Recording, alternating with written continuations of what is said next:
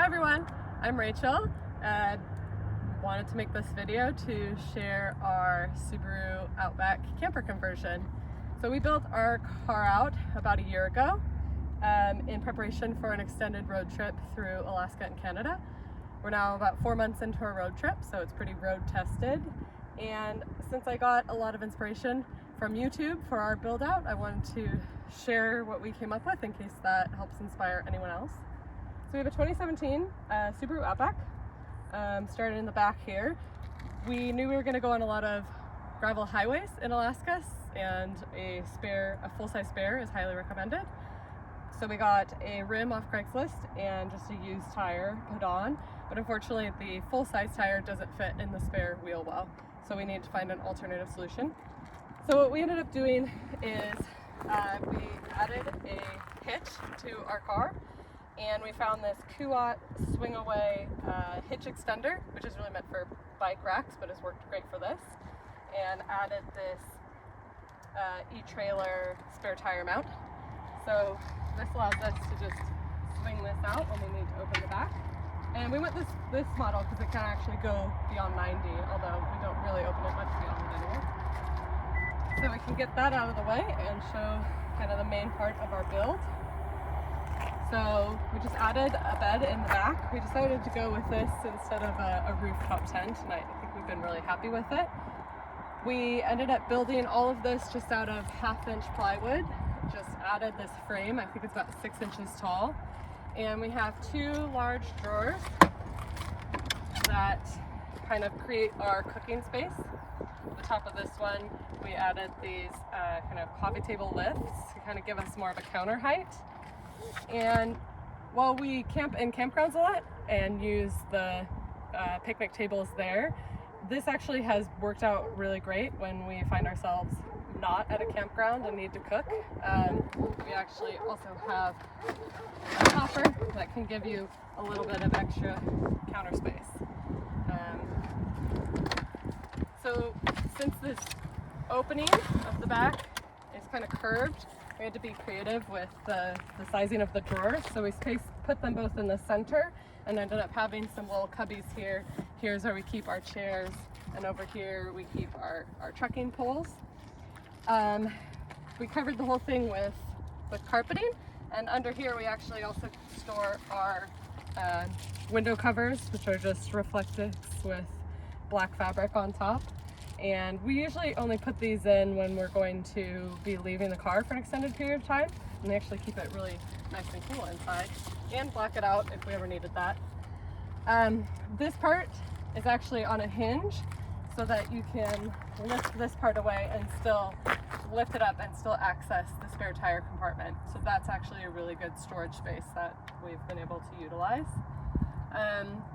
For the mattress, we just ended up going with a memory foam mattress topper that we cut to size. We started with just a 4-inch, but since we're both side sleepers, we ended up adding another inch on top.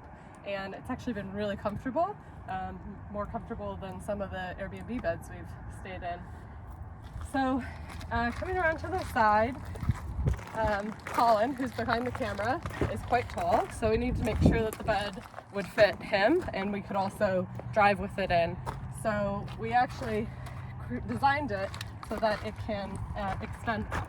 So we have these 2 sliding supports that come out and support the head portion, and the mattress itself we cut into 2 pieces, so it also folds out, and the whole thing extends to I think 65 inches and is quite comfortable to sleep in. Easier to do with 2 people.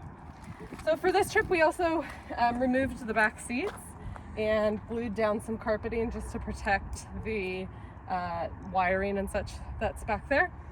And this actually also provides a lot of good storage space.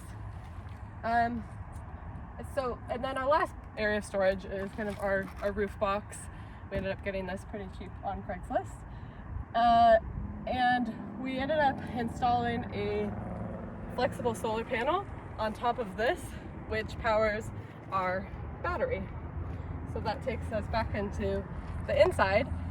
One of the earliest decisions we made is that we really wanted to get an electric cooler because dealing with ice and a cooler is one of the worst parts of camping. So we went with the Dometic CFX 25 liter. It actually fits just perfectly behind the passenger seat, and it gives us quite a bit of space. You know, we've been able to fit all the food we need, and it keeps it cool, and we never have to worry about buying ice, which has been great. And so behind this, we power it off of our Goal Zero Yeti 500X battery. And that also, when we're driving, we'll use the car to charge it. And when we're not, we've used the solar panel. And it actually works way better than I think we even expected, especially with these long days in Alaska. And we've been able to charge all of our electronics off of it. And so this pairing with the 100-watt solar panel has worked really well for us. And it's just, the Goal Zero is nice because it's pretty plug and play. There's no kind of special wiring that you need to do. And so getting the solar into the car was kind of the last puzzle we needed to figure out. We ended up going with, we added these WeatherTech rain guards. So you can see through on the other side, we just keep it cracked slightly, and we're able to thread the wiring for the solar panel through that and keep it plugged in. It's sturdy even when we're driving, and has been a breeze. So it's relatively simple. That is our full build. I think in 4 months of living out of the car, we talked about if there's anything we would change, and I think with the build there really isn't. So it's worked out really well.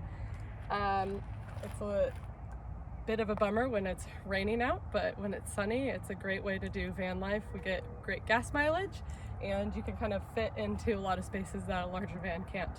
So we've been really happy with it, and I hope that this video can also give you some ideas for building out your car, or just be something you enjoy. So thanks for watching.